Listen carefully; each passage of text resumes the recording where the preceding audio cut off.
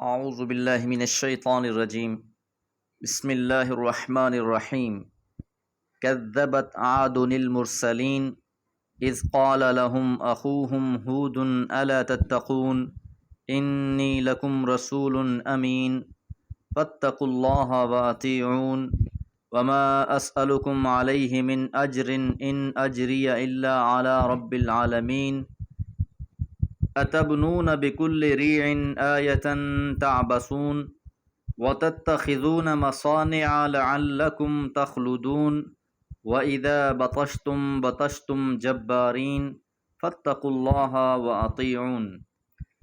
سورہ شعراء آیات 123 سے 131۔ حضرت نوح علیہ السلام کا واقعہ بیان فرمانے کے بعد حضرت ہود علیہ السلام کی قوم کا تذکرہ۔ کذبت جھٹلا دیا، انکار کر دیا، عاد نے، قوم عاد نے، المرسلین رسولوں کو۔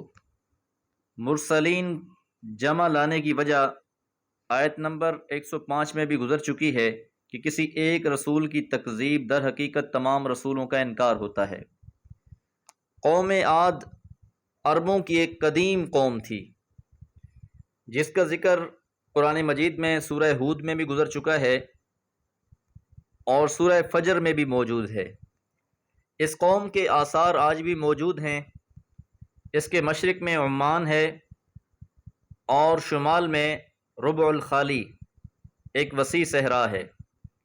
اللہ تعالیٰ نے اس قوم کی طرف حضرت ہود علیہ السلام کو بھیجا، اس لیے فرمایا اذ قال، جب کہا، لہم ان سے، اخوہم ان کے بھائی ہود علیہ السلام نے، الا تتقون کیا تم ڈرتے نہیں، انی بلا شبہ میں، لکم تمہارے لیے، رسول امین ایک امانت دار رسول ہوں، فاتقوا اللہ پس اللہ سے ڈرو، واطیعونی اور میری اطاعت کرو۔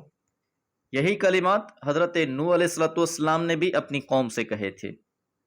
وما اسألکم اور میں نہیں سوال کرتا تم سے، علیہ اس کام پر، من اجرن کسی معاوضے کا، کہ یہ جو اللہ کا پیغام میں تم تک پہنچا رہا ہوں اس پر میں تم سے کوئی صلہ نہیں مانگتا۔ ان اجری الا علی رب العالمین میرا اجر تو محض اللہ رب العالمین کے ذمے ہے، کہ جو میں اللہ کا پیغام تم تک پہنچا رہا ہوں اس کا بہترین صلہ بھی مجھے اللہ ہی کی طرف سے ملنا ہے۔ اتبنون کیا تم بناتے ہو، بکل ریع، ریع کہتے ہیں زمین کے بلند حصے کو، ایسی جگہ جو دور سے نظر آئے۔ تو حضرت ہود علیہ السلام نے یہ کہا کہ اتبنون بکل ریع آیتن، کہ کیا تم بناتے ہو زمین کی ہر اونچی جگہ پر، آیتن نشانی، یہاں یادگار کے مفہوم میں ہے۔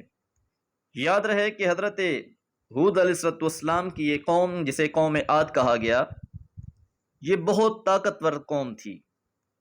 بڑے بڑے پہاڑوں میں گھر تراشتے، اونچے اونچے محلات بناتے، نہایت طاقتور قوم تھی۔ لم یخلق مثلها فی البلاد، انہی کے بارے میں سورہ فجر میں فرمایا کہ آپ نے دیکھا نہیں کہ آپ کے رب نے قوم عاد کے ساتھ کیا سلوک کیا، جو اہل ارم تھے اور بڑے بڑے ستونوں کی طرح دراز قد اونچے اونچے محلات بنانے والے تھے، جن کا مثل دنیا کے ملکوں میں کوئی پیدا ہی نہیں کیا گیا۔ تو اب یہ جو تم اونچی اونچی عمارتیں بنا رہے ہو، محلات بنا رہے ہو، تعبثون یہ عبث بنا رہے ہو، بے مقصد بنا رہے ہو۔ آپ کی قوم کو جو جنون تھا، بڑی بڑی عمارتیں اور مکان بنانے کا جنون تھا، ضرورت سے بڑھ کر محض نمائش کے لیے اور فخر کے لیے وہ ایسا کر رہے تھے۔ ہر دولت مند شخص اپنی دولت کا اظہار بڑی بڑی عمارتیں بنانے سے، بڑے بڑے محلات بنانے سے کرتا، اور یہ کسی ضرورت کے تحت نہیں تھے بلکہ اس عبث، نمائش اور تفاخر کے لیے تھے۔ تو حضرت ہود علیہ السلام نے ان کو توجہ دلائی کہ تم کیوں آخرت کو نظر انداز کر بیٹھے ہو، جن کاموں میں تم لگے ہوئے ہو یہ بالکل عبث ہے، بالکل فضول ہے۔ وَتَتَّخِذُونَ اور تم بناتے ہو، مصانع، مصنع کا جمع ہے، ایسی عمارتوں کے لیے استعمال ہوتا ہے جو نہایت کاریگری سے بنائے گئے ہوں۔ یہ مکان تقریباً آج سے 5000 سال سے بھی زیادہ عرصہ پہلے بنائے گئے۔ ان کو اس قدر مستحکم بنایا گیا کہ یہ آج بھی اپنا وجود رکھتے ہیں۔ تو اس لیے ہود علیہ السلام نے فرمایا کہ تم تو ایسے گھر بنانے لگے ہو، ایسے محلات تعمیر کرنے لگے ہو، لعلکم تخلدون، گویا کہ تم ہمیشہ رہنے والے ہو، کہ تم نے زمین پر ہمیشہ ہمیشہ رہنا ہے، اس لحاظ سے تم یہاں مکان بنا رہے ہو۔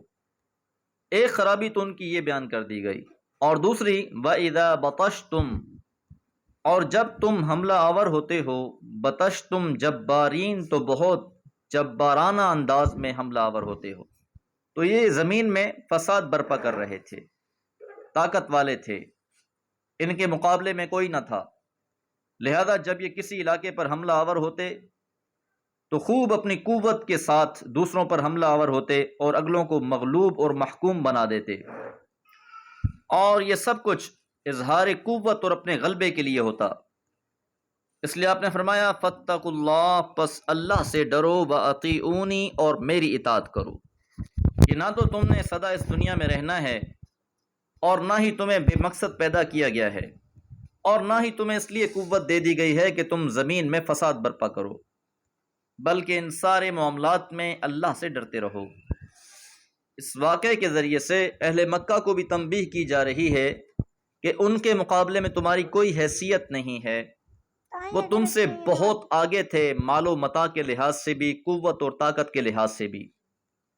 اس دنیا میں بقا کسی کو نہیں ہے، البتہ فائدے میں وہی رہے گا جو بندگی میں زندگی گزار دے گا۔ دعا ہے اللہ تعالی ہمیں خالص اپنی بندگی کی توفیق عطا فرمائے رکھے۔ وما علیہ الا البلاغ۔